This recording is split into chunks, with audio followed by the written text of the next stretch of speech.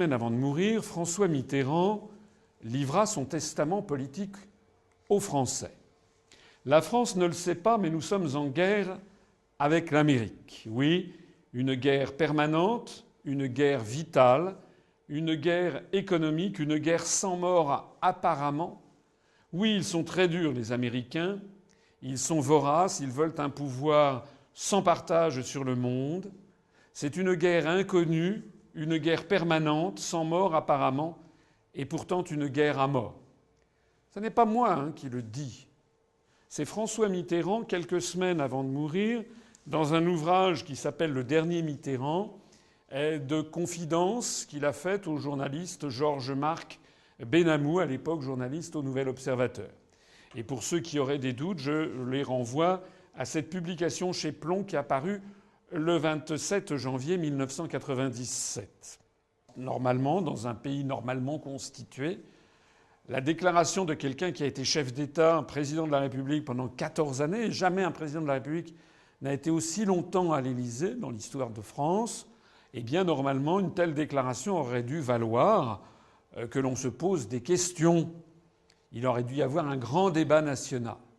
Qu'est-ce que Mitterrand avait voulu dire juste avant de mourir comme une espèce de testament politique qu'il laissait aux Français? Il n'en a rien été. Ça a fait l'objet d'un entrefilet dans un journal ou deux, dans Le Monde, Le Figaro, et puis on a fait silence.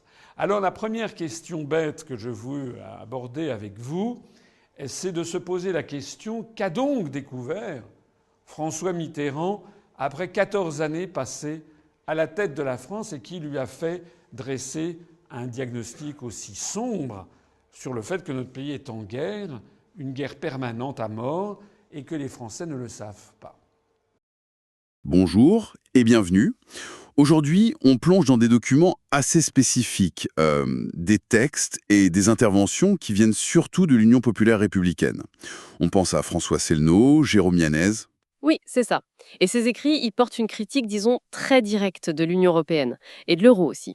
Ils plaident carrément pour une sortie de la France, le fameux Frexit. Tout à fait. Donc, il faut bien comprendre qu'on va explorer ici une perspective bien particulière, celle de ces documents. Notre but, c'est de décortiquer un peu leurs arguments clés. Exactement. Pourquoi, selon eux, il faudrait quitter l'UE et l'euro, quelles alternatives ils proposent, et puis voir un peu les exemples, les raisonnements qu'ils utilisent pour appuyer tout ça. Et au cœur de cette critique, ce qui ressort vraiment de ces textes, c'est l'idée que être dans l'UE, avoir l'euro, ce serait non seulement contre les intérêts français, Mais même plus, une sorte de négation de la démocratie, de la souveraineté nationale. c'est là que leur analyse devient particulièrement radicale, on peut dire. Alors, commençons par cette critique sur la démocratie et la souveraineté. Les documents qu'on a parcourus, ils décrivent l'UE comme une structure pas vraiment démocratique, quoi. Oui, une structure qui échapperait au contrôle des peuples. Ils utilisent parfois des mots très forts, dictatorial même. Et l'exemple qui revient tout le temps, c'est le référendum français de 2005. Ah oui, ça c'est vraiment un pilier de leur argumentaire. Ils rappellent les 55% de non des Français au projet de constitution européenne. Et pourtant, peu après, il y a eu le traité de Lisbonne. Et dans ces sources, on le présente comme quasiment identique, hein. Et ratifié par le Parlement, cette fois. Voilà. Et ça, ils qualifient ça de forfaiture morale et politique. Certains parlent même de crime contre la République. L'idée, c'est que ça aurait piétiné la volonté populaire. D'accord, mais au-delà de cet événement qui est symboliquement fort, c'est vrai, ils ont aussi un argument plus structurel. Oui, l'idée d'une impossibilité quasi mathématique, en fait, de gouverner démocratiquement une Union européenne aussi large. Comment ça, mathématique? Ils font un calcul de probabilité. Ils montrent qu'il serait hyper rare que tous les gouvernements des pays membres aient la même couleur politique en même temps, genre tous à gauche ou tous à droite. Ah, je vois. Et donc? Et donc, la conclusion qu'ils en tirent, c'est que cette diversité politique quasi constante mènerait à une sorte de cohabitation politique permanente au niveau européen. Une sorte d'impuissance organisée. Ce qui voudrait dire que les élections nationales, elles perdraient de leur impact. C'est ça, les grandes orientations seraient décidées ailleurs, à Bruxelles, peu importe qui gagne les élections en France, en Italie, etc. Hmm. Et d'ailleurs, l'abstention qui monte aux élections européennes, pour eux, c'est un signe clair. Un signe de ce désaveu populaire. Ce qui nous amène logiquement au deuxième gros point, la perte de souveraineté. Exactement. L'argument ici, c'est que les décisions vraiment cruciales, la politique économique, les choix sociaux, le commerce extérieur, même la diplomatie, tout ça serait transféré à Bruxelles. À des instances comme la Commission, la BCE, qu'ils décrivent comme non élues, technocratiques. Voilà, et ces instances, d'après les textes, elles ne feraient qu'appliquer les traités sans trop se soucier des volontés nationales. Et il y a aussi cette histoire de lobbyisme, hein. Oui, ils insistent beaucoup là-dessus. L'influence jugée énorme des groupes de pression à Bruxelles. Ils citent des noms, hein, des groupes industriels, financiers, Goldman Sachs, JP Morgan, Monsanto sont mentionnés dans les sources. c'est ça, des lobbies notamment américains, qui arriveraient à orienter les lois européennes dans leur intérêt. D'accord, et la conséquence concrète de tout ça, ce serait quoi alors, selon ces écrits? Bah, l'incapacité pour la France de mener ses propres politiques. L'exemple type qu'il donne, c'est la lutte contre les délocalisations. Oui, il y a un chiffre qui circule dans les textes, quelque chose comme 800 emplois perdus par jour ouvrable. C'est ce chiffre-là qui est avancé, oui. Et cette impuissance viendrait des traités eux-mêmes, surtout de la libre circulation des capitaux. Ah, le fameux article 63. Précisément, l'article 63 du traité sur le fonctionnement de l'Union européenne, pour eux, c'est cet article qui empêche un État de, par exemple, contrôler les mouvements de capitaux pour éviter que les usines partent. Donc on voit bien le lien qu'ils font. Les traités entraînent une perte de souveraineté juridique. Qui entraîne une impuissance économique concrète. C'est ça leur logique. Et justement, cette impuissance économique, ça nous conduit tout droit à l'impact économique et social de l'UE et de l'euro tel qu'il le présente.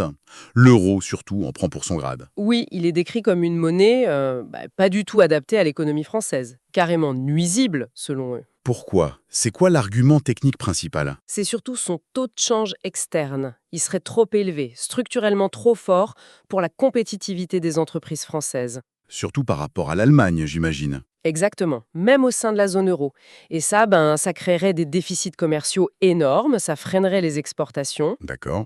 Et si on ne peut pas ajuster par le taux de change, alors la variable d'ajustement, ça devient quoi? Les salaires? Bah voilà, c'est la conclusion qu'il tire dans ces textes. La seule façon de rester compétitif, ce serait de faire pression à la baisse sur les coûts internes.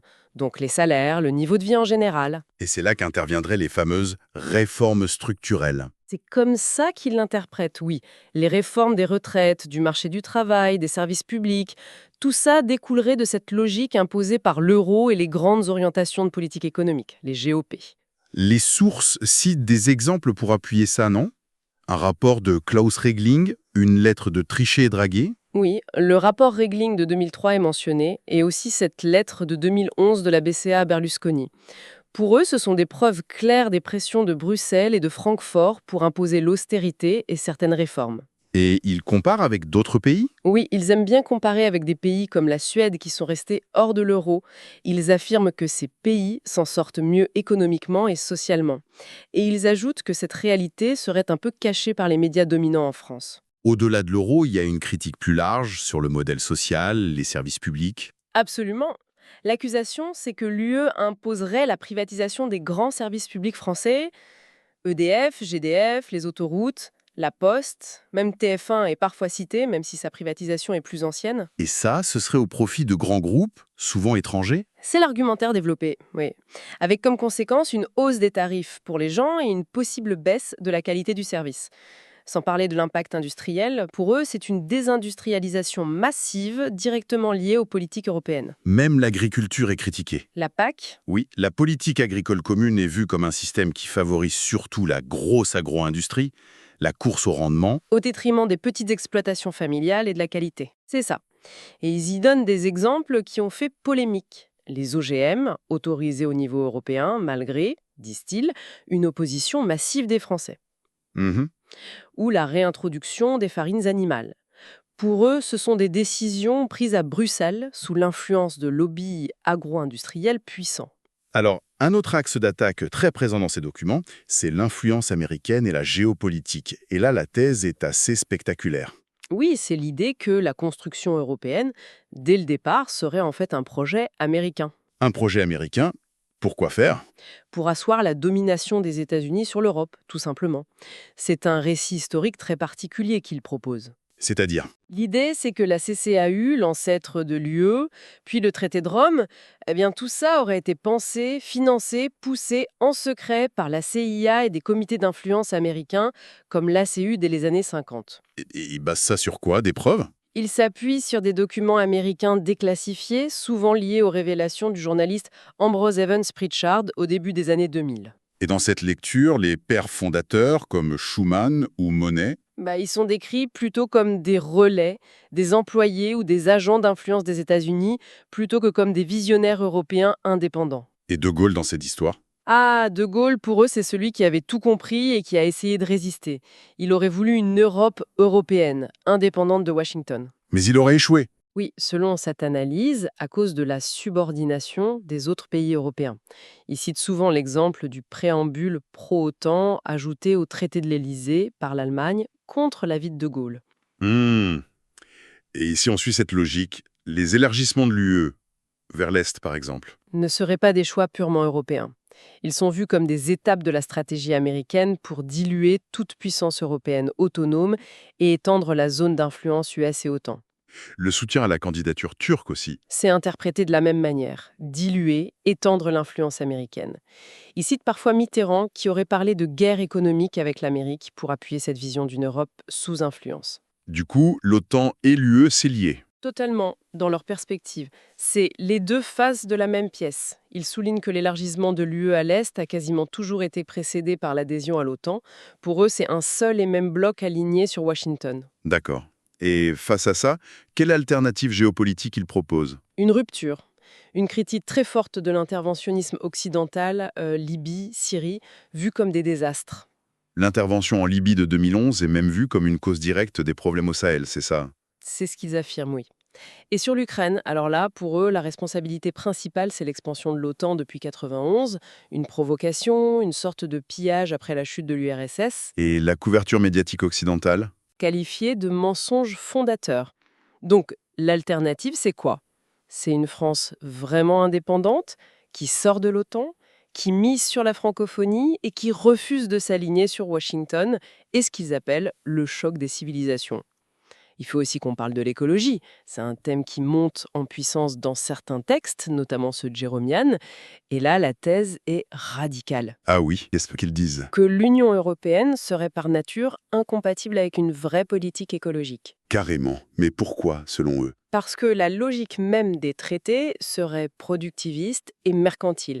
Priorité absolue à la croissance, à la concurrence, à la libre circulation des marchandises. Et cette libre circulation, ça pollue, forcément. Exactement. Le transport maritime, routier, c'est une source énorme de pollution pour eux. Et pareil pour l'agriculture intensive, encouragée par la PAC, qui détruirait la biodiversité. Mais l'UE a quand même des politiques vertes, non? Des objectifs sur les renouvelables, les émissions. Oui, mais ils voient ça comme du greenwashing, du vernis vert. Ou alors ils critiquent les effets pervers. Si on ne touche pas au modèle productiviste lui-même, ça ne sert à rien selon eux. C'est-à-dire? Par exemple, ils parlent des centrales biomasse qui importeraient du bois de très loin, ou ils contestent le bilan écologique réel des éoliennes, même si ça permet d'afficher des bons chiffres pour Bruxelles, quoi.